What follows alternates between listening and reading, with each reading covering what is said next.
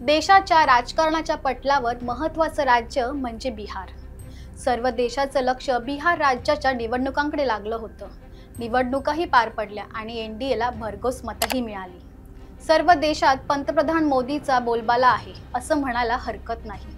पण मोदींसोबत ट्रेंडिंग मध्ये आहे ती बिहारची लेक मैथिली ठाकूर। नमस्कार, मी प्रज्ञा श्रीकांत वाळुंज आणि तुम्ही पाहताय महाराष्ट्र टाइम्स ऑनलाइन।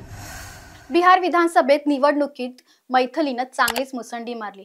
ज्या मतदारसंघात भाजपला कायम पराभव स्वीकारावा लागला त्याच मतदारसंघात मैथिलीनं कमळ फुलवलंय। राजकारणाचा गंधही नसणारी सुप्रसिद्ध गायिका असलेली मैथिली ठाकूर हिनं पहिल्याच फटक्यात आमदारकीची बाजी मारली आहे। लोकगायिका मैथिली ठाकूरने बिहारच्या अलीनगरमधून ऐतिहासिक विजय मिळवला। राष्ट्रीय जनता दलाचे उमेदवार 63 वर्षीय विनोद मिश्रा यांच्या विरोधात तिनं लढत दिली।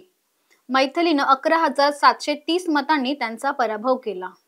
पण तुम्हाला माहितीये का, मैथिली सुप्रसिद्ध गायिका आहे। तिनं अनेक भक्तिपर गाणी, भोजपुरी गाणी आणि हिंदी गाणी गायली आहेत। तिच्या संगीताच्या प्रवासात तिच्या भावंडांनी तिला मोलाची साथ दिली। या त्रिकुटानं भोजपुरी संगीताला जागतिक स्तरावर एक नवा चेहरा मिळवून दिला। मैथिलीचे करिअर जसजसे फुलत गेले तसतसे जगाला समजत गेलं की ही कला एकटीची नाहीये। तिची भावंड ऋषभ आणि आय हे तिघं मिळून ही कला सादर करतात। मैथिली तिच्या खास अंदाजात गाणं गाते तर ऋषभ तबला वाजवतो आणि आयची गायन आणि तालवाद्यांनी तो साथ देतो। 25 जुलै 2000 रोजी बिहारमधील मधुबनी जिल्ह्यात जन्मलेल्या मैथिलीचं बालपण संगीतमय वातावरणात गेलं। तिचे वडील रमेश ठाकूर जे शास्त्रीय संगीताचे जाणकार होते, ते तिचे पहिले गुरु ठरले। इंडियन आयडल आणि लिटिल चॅम्प स्पर्धेतही तिने भाग घेतला होता। दोन भावंड आणि मैथिलीनं भोजपुरी आणि लोकसंगीताला जागतिक स्तरावर पुन्हा जिवंत केलं। त्यांचं हे संगीत प्रदर्शन, लाईव्ह कॉन्सर्ट आणि मोठ्या डिजिटल प्लॅटफॉर्मवर खूप गाजलं।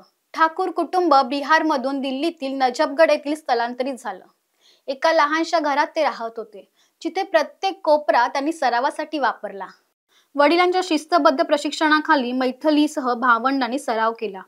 त्यांना अनेकदा लहान दिवाणखान्यालाच एक छोट्या संगीत स्टुडिओमध्ये रूपांतरित केलं। त्यांच्या मेहनतीचं फळ मिळालंय आणि त्यांना राष्ट्रीय स्तरावर ओळख मिळाली। आंतरराष्ट्रीय दौरे केले, लाखो ऑनलाईन फॉलोअर्स मिळाले। या फॉलोअर्सला केवळ मैथिलीच नाही तर तिच्या भावांची ही केमिस्ट्री आवडते।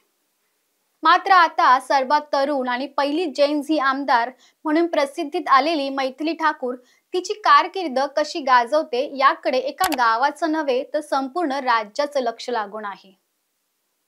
तिच्या या प्रचारात तिला खंबीर साथ मिळाली तिच्या भावंडांची।